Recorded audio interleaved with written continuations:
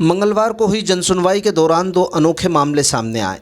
एक शख्स कतार में खड़े रहने के दौरान हंगामा करने लगा, जिसे संभालने में सुरक्षाकर्मियों और तहसीलदार को खासी मशक्क़त का सामना करना पड़ा।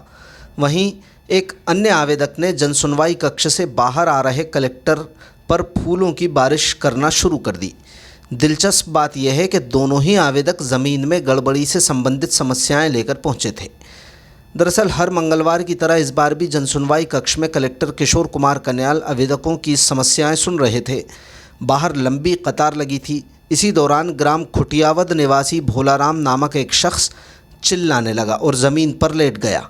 शोर की आवाज़ सुनकर जनसुनवाई कक्ष में बैठे तहसीलदार गौरीशंकर बैरवा बाहर आए और सुरक्षाकर्मियों से हंगामा कर रहे शख्स को संभालने के लिए कहा। भोलाराम ने तहसीलदार को बताया कि उसे कक्ष के अंदर नहीं जाने दिया जा रहा था, इसलिए उसने हंगामा किया।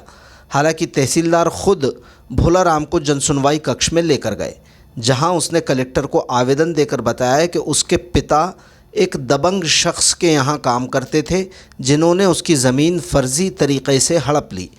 कलेक्टर ने आश्वासन दिया कि वो पूरे मामले की जांच कराएंगे और सही कार्रवाई की जाएगी। इसके बाद आवेदकों की समस्याएं सुनकर बाहर आ रहे कलेक्टर किशोर कुमार कन्याल पर एक आवेदक राधेश्याम सोनी ने गुलाब की पंखुड़ियां बरसाना शुरू कर दीं। राधेश्याम ने बताया कि वो कलेक्टर किशोर कुमार कन्याल की कार्यप्रणाली से बेहद प्रभावित है, इसलिए जितनी बार भी आवेदन देने आएंगे पुष्प वर्षा करेंगे। राधेश्याम एक पार्क की ज़मीन पर कब्ज़े से संबंधित शिकायत करने आए थे, जिसको लेकर वे पहले भी आवेदन दे चुके हैं। राधेश्याम द्वारा फूल बरसाने के मामले को अलग अलग नज़रिए से देखा जा रहा है। कोई कह रहा है कि ये बात मनवाने का गांधीवादी तरीक़ा है, तो कुछ लोगों को लगा कि वो वाकई कलेक्टर के काम से प्रभावित है।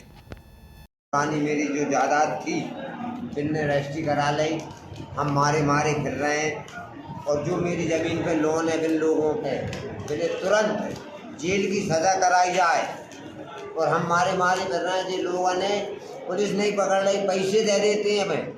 अच्छा, कितनी बीघा ज़मीन का मामला? 32 बीघा ज़मीन है मेरी। किसके नाम पे है? ये यादव मास्टर के नाम से और मोन्टीन के नाम से। नहीं तो आप उनके नाम से है, फिर आप उस पर विरोध क्यों कर रहे हैं? विरोध ऐसा कर रहे हो कि मेरी ज़मीन है और मैं छोटे छोटे थे, इनने हमारी हड़प ली ज़मीन। अच्छा, तो जो उस समय क्या करते थे आपके इधर? हमारे यहाँ मुनीमगिरी करते थे। हमारे मुनीमगिरी मेरे पास 2 ट्रैक्टर थे जी। एक मुसलमान ने ट्रैक्टर बेचा, 2 हमारे, और मेरे भाई की ज़मीन की रजिस्ट्री करा ली 14 बीघा की। 14 बीघा मोर से दस्तखत नहीं करा, 14 बीघा ज़मीन यादव मार साहब ने मेरी दूसरे बेच दी। अब क्या चाह रहे हैं आप लोग? अब मैं ये जा रहा हूँ कि मेरी ज़मीन मिलनी चाहिए और इन्हें ज़मीन न मिले तो इन्हें ज़िंदगी की फांसी होने चाहिए। सरकार में कितने सालों से कब्जा करे हुए हैं? 50 साल से कब्जा करी हुई है। उन्हीं के नाम पे है ज़मीन? हाँ, बिनके नाम से। जो मेरे बाप खत्म हुए ना, तो बाकी डर के मारे हम वो मेहतारी लेके भगई माए के सांदो। किसे? हमें मोड़ा मोड़े ने। और वे ज़मीन पे रहते हिस्सेदार वे। अच्छा, आज आपने हंगामा क्यों किया? हाँ, आज आपने इधर क्यों हंगामा किया था? हंगामा वो पैसे दे जाता है जिनको नहीं घुसने देते, नौकरी सब बाकी पैसे बटे हुए हैं, दिमाग आदमी है। तो आज आपको घुसने नहीं दे रहे थे क्या? हाँ, मैं 3-4 बार लग गया था लान में। हाँ, तो कलेक्टर साहब के पास नहीं जा पा रहे थे? हाँ, हो गई मेरी बात। कलेक्टर साहब ने मुझसे कही बैठो आप जहाँ। हाँ, नहीं, लान में आप लगे थे, ज़्यादा आक्रोश देखे गए, क्या बात रही? अरे वे ये भगा रहे थे, भागो भागो।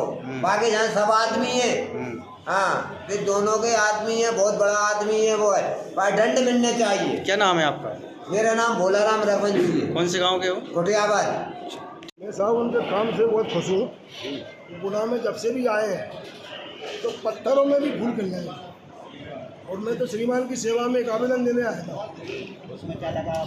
आवेदन लगा, मुझे आश्वासन दिया था पिछली बार भी, अभी उन्होंने बोला है तो मैं पूर्ण रूप से कार्रवाई होगी।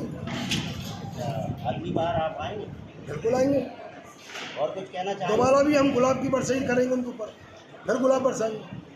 आपका पूरा नाम बताइए। राधेश्याम सोनी। और शिकायत पता क्या? शिकायत थी एक पार्क के ऊपर जो है मकान बना हुआ है और दबंगों ने घुमा पिया, उन्होंने कब्जा करवा कर तो मकान बना दिया।